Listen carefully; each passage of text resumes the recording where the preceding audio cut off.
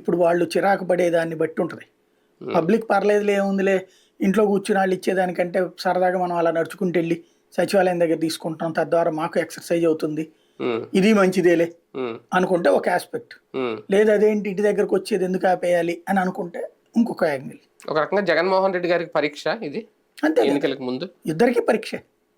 చెడగొట్టిన విధానం కరెక్ట్ అని చెప్పి అనుకుంటున్న తెలుగుదేశానికి పరీక్ష, నేను పెట్టిన విధానం కరెక్ట్ అనుకుంటున్న జగన్కి పరీక్ష. కానీ సక్సెస్ అయిందా తెలుగుదేశం పార్టీ ఈ విషయంలో? మొదటి నుంచి సక్సెస్ అయింది ఇద్దరు కలిసి, తెలుగుదేశం ఒకటాను కూడా. అదే అదే తెలుగుదేశం ఏం చేసిందంటే మొదట తిట్టి ఆ తర్వాత సైలెంట్ అయిపోయింది. తర్వాత జనసేన చేత తిట్టించింది, పవన్ కళ్యాణ్ చేత తిట్టించింది, అమ్మాయిల్ని తారుస్తారని. అక్కడి నుంచి బిగిన్ చేసి ఇక చివరికి పత్రికల ద్వారా రోజు విషయాన్ని చెప్పింది. ఇప్పుడు అదే పత్రికలు వచ్చి అదేంటిది వాళ్ళు రాస్తే హెడ్డింకులు చూస్తే అదే నవ్వు వచ్చింది అనమాట. అలా ప్రచారం చేస్తున్నారు, అసలు తెలుగుదేశానికి ఏంటి సంబంధం అని అమాయకపు స్టేట్మెంట్లు ఇస్తుంటే వింతగా అనిపిస్తుంది.